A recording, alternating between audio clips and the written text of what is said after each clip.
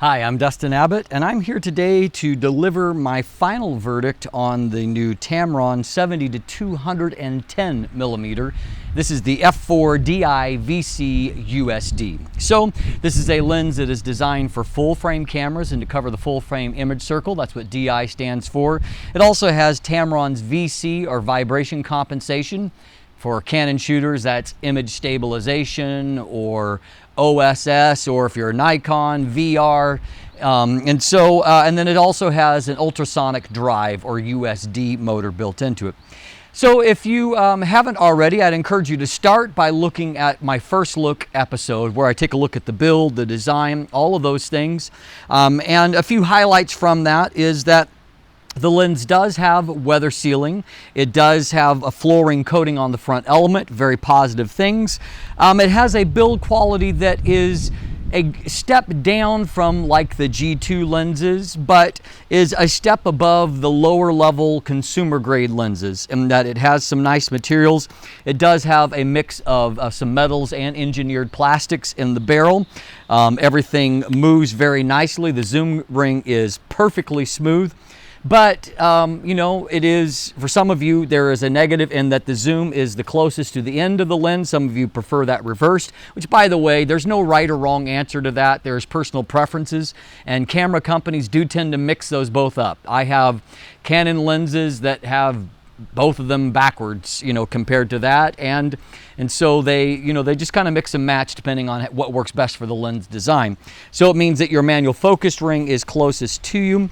I like the feel of the zoom ring a little bit better, but the manual focus ring, it works well. I just find that the ribbing is much more low profile. I suspect that they did that because the zoom ring is towards the front.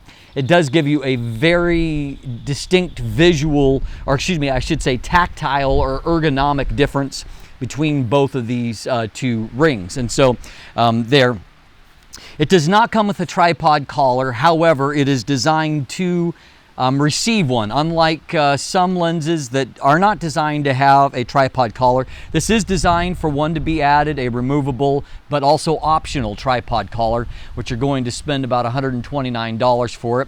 By the way, that is similar to Canon's approach as well, and one advantage for the Tamron collar is that it is Arca Swiss compatible. And I am surprised that even with Canon's brand new, just announced version 2 of their own 70-200mm f4 LIS, that its optional tripod collar is still not Arca Swiss compatible. Makes no sense to me, but anyway, Tamron's is. And so there are some positives there when it comes to that. One thing that I would say that I think is a miss, just because of what I'm going to get to in just a moment, is that there is no focus limiter attached to this. There are also no VC modes. And so you basically just have an on and off switch. Obviously, Tamron elected to do these things to help to further distinguish this from the, you know, higher up G2 model. But I think that in Canon's new 70-200 f4 LIS Mark II, that it is going to have some of those features attached. And so anyway, I wish that Tamron would have included those. But at the same time, of course, this is a lens coming in at a really excellent price point. Now, in a subsequent episode, we took a look at the full frame image quality. And if you're interested in seeing how the lens performs, I would encourage you to look at that, because I'm just going to skim over some of the highlights here. I used the actual more expensive G2 lens as a benchmark, since I happen to have it on hand, and a few things stood out in that comparison. On the plus side for the f4 lens, it does not suffer from focus breathing. The G2 most certainly does. Byproduct of that is that at shorter distances, you get a lot more focal length out of this. And in fact, at minimum focus, even compared to the Canon or Nikon counterparts, this has a much higher maximum magnification figure of around, you know, 1/3 life size, which is extremely useful and can be used in a lot of different applications. And so that's certainly a plus here. In terms of some of the cons, this lens, when compared to the G2, is clearly not as sharp at wide apertures, nor does it have as excellent of contrast. And so the G2 lens does show its superior optical performance when it comes to that. And so that's certainly, while this lens is good, it's not spectacular in my opinion in terms of its resolving capabilities.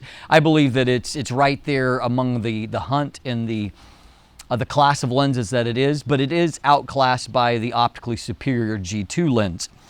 And another takeaway from that episode is that we saw that while chromatic aberrations are extremely well controlled, not really an issue at all, flare is an issue, and so you will find that if the sun's in the frame, you will have some veiling and some ghosting. It's somewhat artistic, as I demonstrated, and you can see, for example, from photos like these, but at the same time, it certainly is, could potentially be an issue for you, and so you should be aware of that. Real-world images on full frame have very nice color rendition. Bokeh quality is pretty good. There are a few occasions where I found it a little busier than usual, and it's more in that transition zone, and part of that is the nature of an f4 versus f2.8 maximum aperture, and that some of those transition items are a little bit more visible than they are on the f2.8 lens, but at the same time, I would say the bokeh quality is better. It's on the better side rather than the negative side, and so good things there. In a subsequent episode, I broke down the APS-C image quality, and so I would encourage you to look at that. If you are an APS shooter, that's going to really give you most of your information. So, just a very quick recap is to say that most of the vignette is eliminated, as is any kind of softness at the extreme corners of the image, so you get a very uniform sharpness across the frame.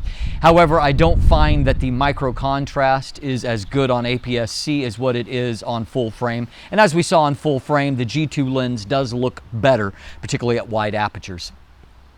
Now, give you some input on the autofocus here. Autofocus in this is, as noted, a USD motor, but it's tuned a little bit differently than some previous USD motors, in that you can tell it has been designed with both phase detect and contrast AF in mind.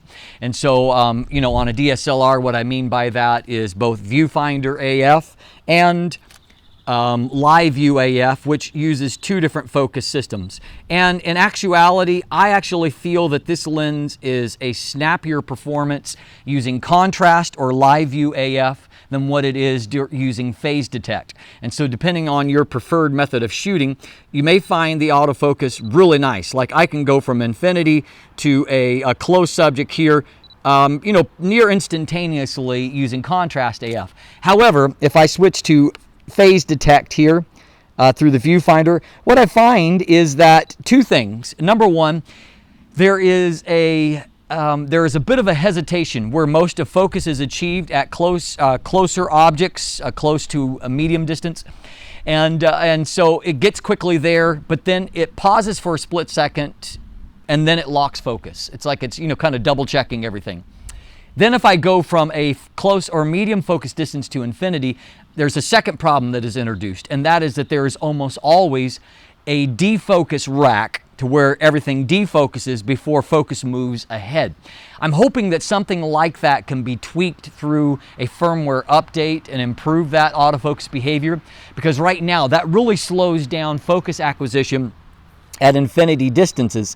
And if you don't have that focus rack, it actually locks focus quite quickly at infinity. But if I'm going to this close object and then I go towards infinity, it almost always happens to where it defocuses and then it focuses out. So that's something that needs some tweaking.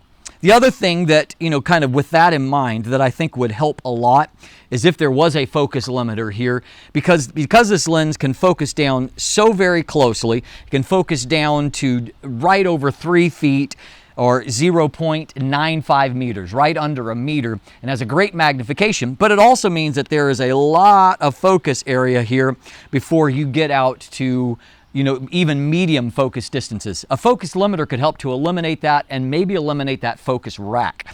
It's too late to put the focus limiter in, so Tamron, if you're watching today, you need to do a firmware update that helps to address that tendency to defocus when going from close objects towards infinity.